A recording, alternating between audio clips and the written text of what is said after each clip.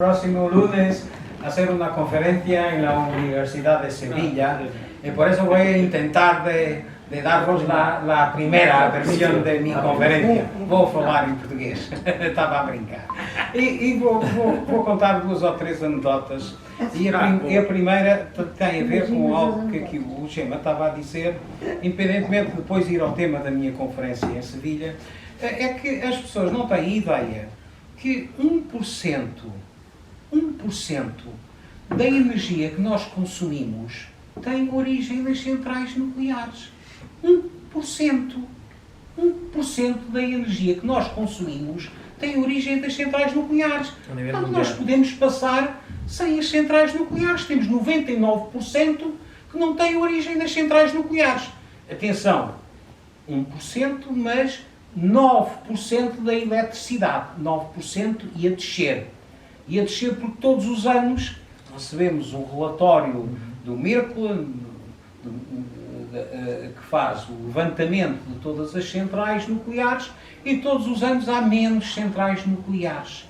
Todos os anos há menos produção de energia das centrais nucleares. Mesmo com o tal Jevons, todos vocês sabem quem é, o tal Jevons que nos diz que o consumo de eletricidade aumenta sempre, e nós estamos a aumentar sempre o consumo de eletricidade, o consumo de eletricidade de origem nuclear está sempre a descer.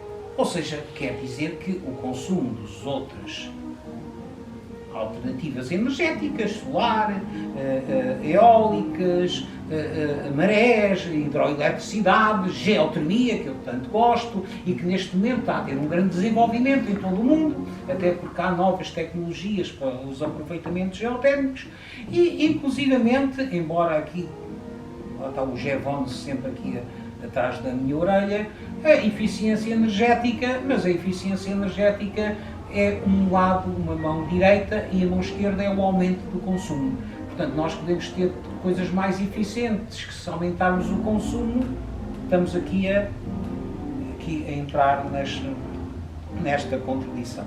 Mas esta é a primeira referência. Nós temos 9% e a descer do consumo de eletricidade no mundo, a nível mundial, que é de origem nuclear. Portanto, nós estamos a descer, e já foi, aqui há 5 anos era 12%, portanto, nós em 5 anos perdemos 3% de eletricidade de origem nuclear. Mas esta é uma pequena anedota, só uma pequena anedota, é uma pequena parte.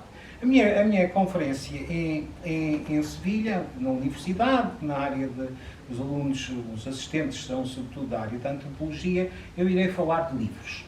E vou começar por falar de um livro que falava hoje ao almoço, à Montes e ao Schema, que é um livro de um grande sociólogo francês, do Alain Touraine, que é um livro que se intitula La Prophétie antinucléaire.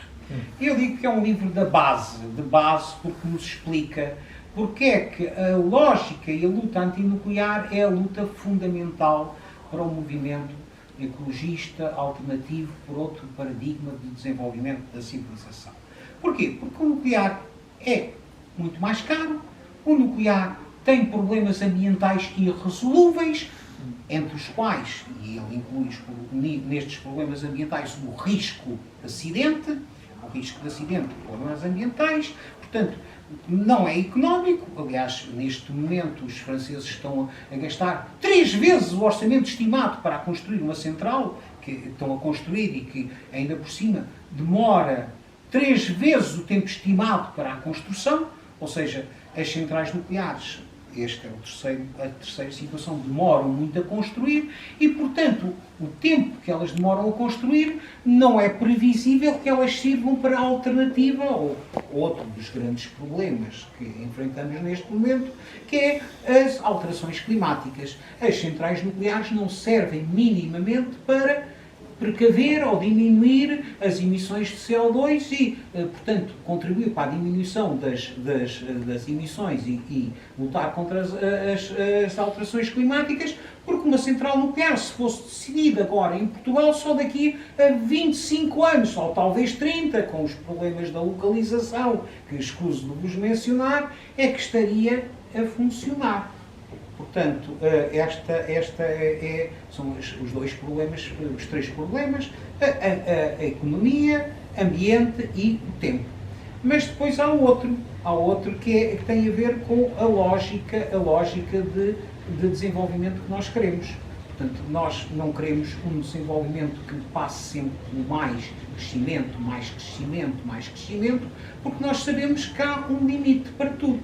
Não podemos continuar sempre a crescer. E isto depois vai-me levar ao segundo ponto que eu irei abordar, a que tem a ver com a questão da obsolescência.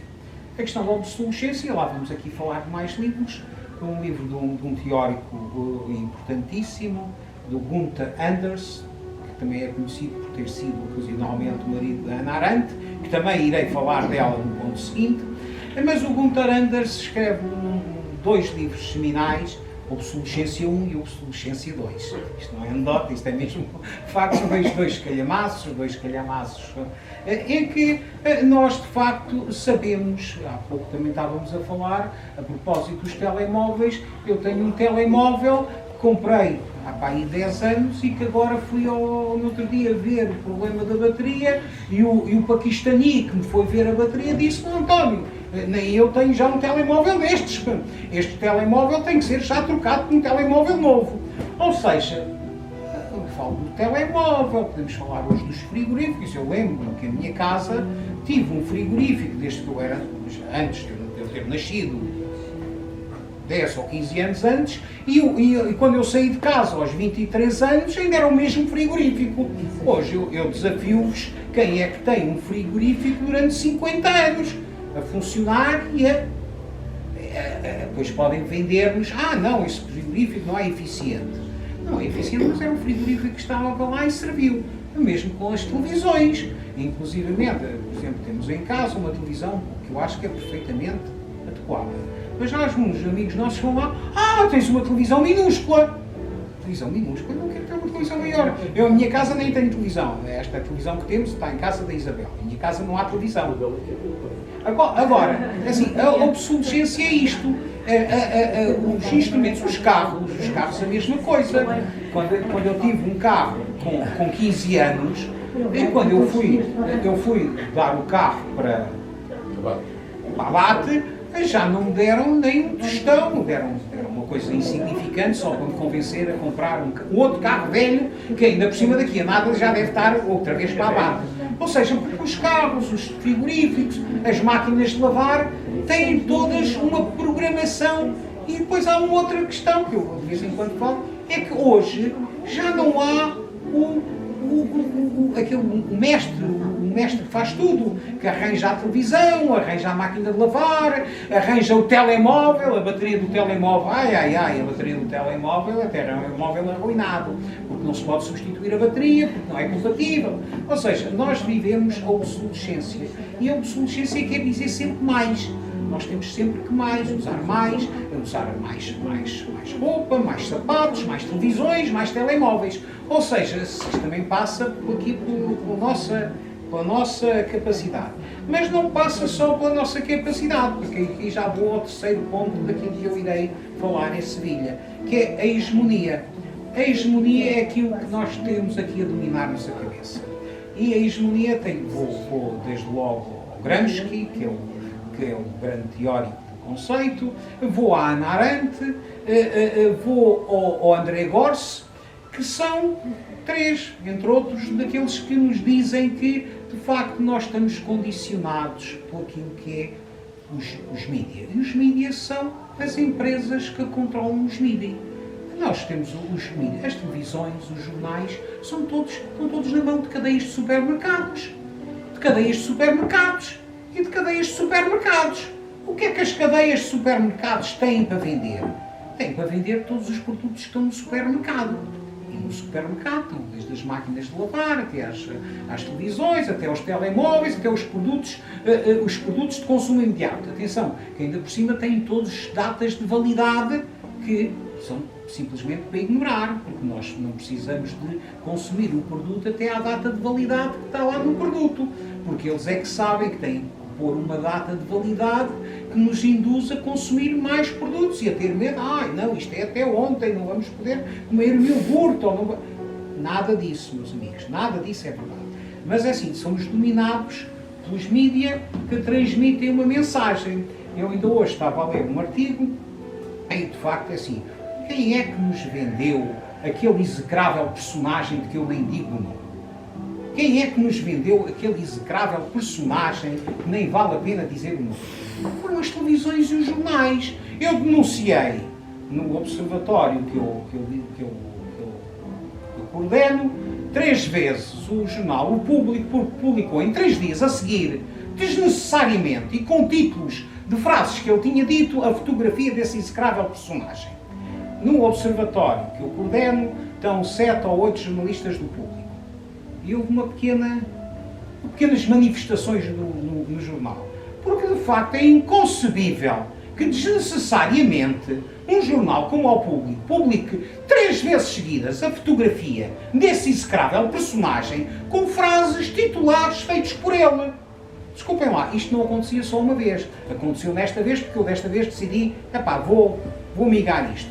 Mas isso continua a acontecer. Não é só no Público, não é só nas televisões. Nas televisões ele está, esse execrável personagem, está lá o tempo todo, em todos os canais. Às vezes até está em 2 canais da televisão ao mesmo tempo.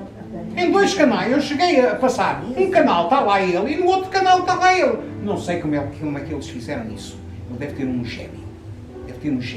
Mas é assim, isto é só porque falar da hegemonia é falar do controle. E o controle é, por exemplo, quando um artigo, um querido amigo, João Freire, que eu amanhã coloco no observatório, mas é que ele, com total inocência, volta a falar que acha que as soluções são os pequenos reatores nucleares. Atenção, eu, o Chema, os maiores especialistas portugueses da nuclear, o Colares Pereira, o Carlos Pimenta, o Henri Bagnier, publicámos um artigo a explicar pequenos reatores nucleares não existem, não vão existir. E isso até saiu no blog da revista A Ideia, da qual ele foi o fundador. E, portanto, com certeza que ele terá lido. Mas porquê que uma coisa que não existe, nem vai existir, e continua a ser alimentada pela hegemonia, como se estivesse disponível amanhã, e atenção, mesmo que estivesse disponível amanhã, demoraria 15 anos a ser construída, 15 anos, notem bem, a ser construída, porque é que o João Freire volta a falar naquela coisa que não existe nem vai existir? Com a mesma lógica que os jornais publicam a foto do execrável personagem, seja ele o português ou seja o americano. Porque assim, o facto de falarem repetidamente cria um hábito de pensamento. Fala-se agora que a nuclear não presta para nada, nem os próprios defensores da nuclear agora aparecem para defender. A última vez que eu tive num debate com o Nunes, numa rádio, eu no final tive que lhe dizer: o senhor é um mentiroso, e ele saiu enfiando o chapéu na cabeça, porque ele tentava vender-me que havia reatores nucleares por todo o mundo. Eu disse: não há reator nuclear em lado nenhum, nem há sequer em construção, pequenos reatores. Reatores nucleares, infelizmente, ainda há alguns pelo mundo.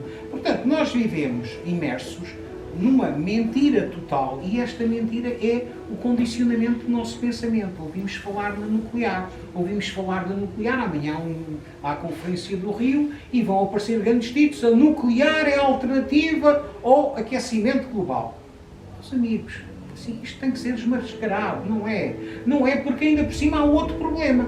Falei do problema do ambiente, da nuclear, do problema económico.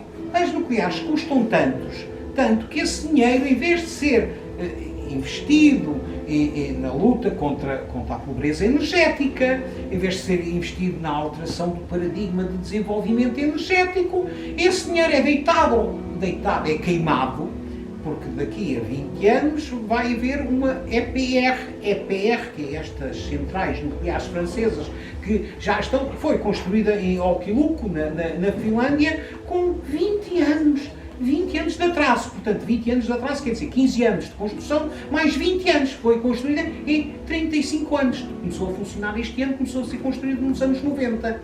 Portanto, é assim, a nuclear é toda ela uma mistificação.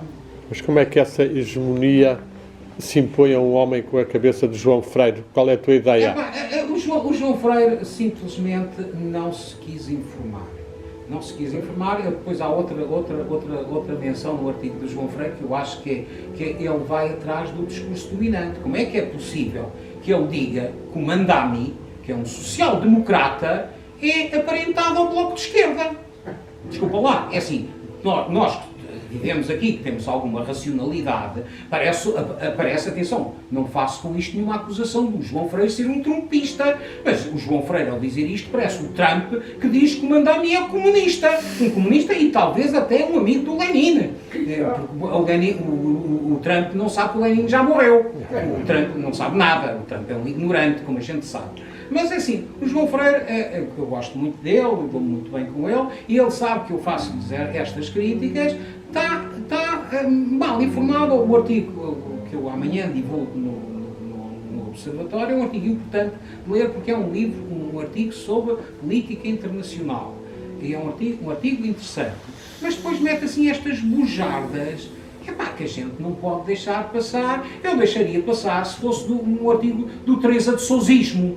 O Teresa de Souzismo é a ideologia dominante do Jornal do Público, que é aquela senhora neoliberal que ainda por cima procura às vezes até escrever coisas que nós até achamos engraçadas. Mas, desculpa lá, é assim uma coisa que ela escreve engraçada, assim, no meio de um mudaçal da pior lama que há. Portanto, é assim, atenção, e o público, ainda eu estou a falar do Público, é o único jornal que eu ainda acho que ainda tem uma origem que saiu um bocadinho do supermercadismo, porque os outros jornais já não existem, já é só a voz do dono, e o Público também, a voz do dono do supermercado, e portanto nós estamos neste momento a viver tempos em que temos que procurar escavar a nossa comunicação.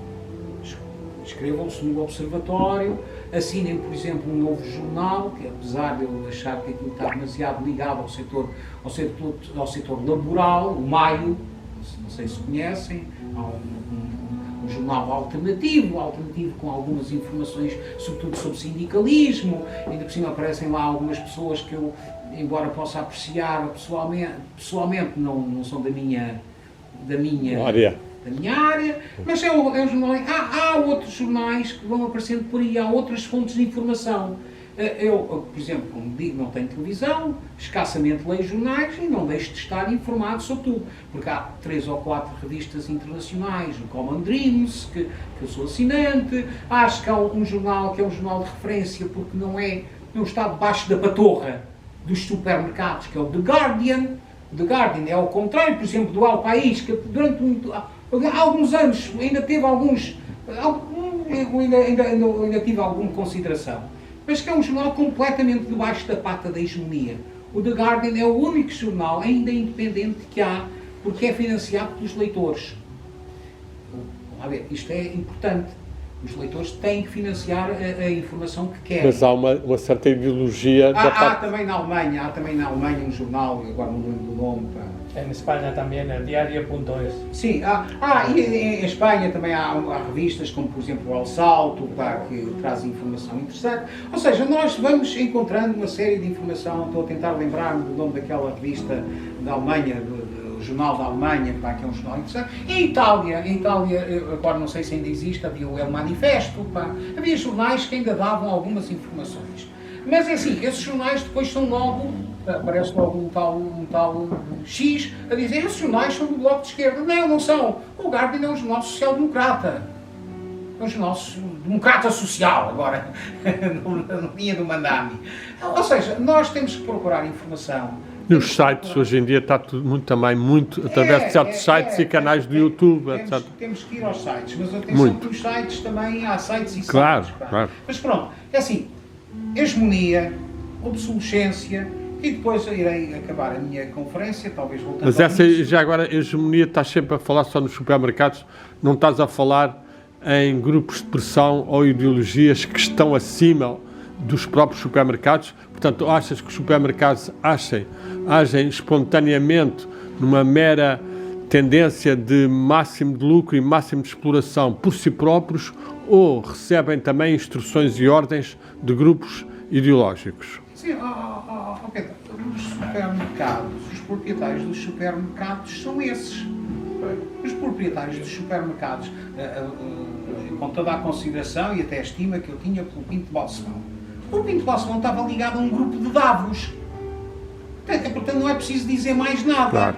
O grupo de Davos é o grupo que controla os donos dos supermercados. Pronto. E os supermercados. Portanto, é assim. Vamos lá ver. Pois, pronto, isso é importante esclarecer-se isso. Eu não Pois estou é. aqui com nenhuma teoria da conspiração. Isto Exato. são factos. Exato. São só factos. Mas ia só dizer que acabarei a minha conferência de lá em Espanha, depois de falar dos livros, hei de falar daquilo um teórico, o maior economista de todos os tempos, George Esco Rogan, o maior economista de todos os tempos, economista da entropia, a economia da entropia. Talvez juntamente, não era economista, mas era um padre de Cuernavaca, que eu ponho ao mesmo nível do George Esco Rogan, o Ivan Illich, como os teóricos da economia da entropia. Uma economia que saia da lógica da mais-valia, da monetarização e que inclusive preveja e que tenha atenção que tudo o que nós produzimos tem gastos supérfluos, tem gastos desnecessários e tem gastos que estão associados. Ou seja, nós não produzimos nada que conserve. Nós, o que produzimos é sempre um despilfarre. E a economia da entropia, o George Esco Rogan, que será mencionado e que irei referir algumas partes, é o grande economista romeno, lá dirá o Trump, lá outro economista comunista, romeno. Por cima ele fugiu da Roménia por ser precisamente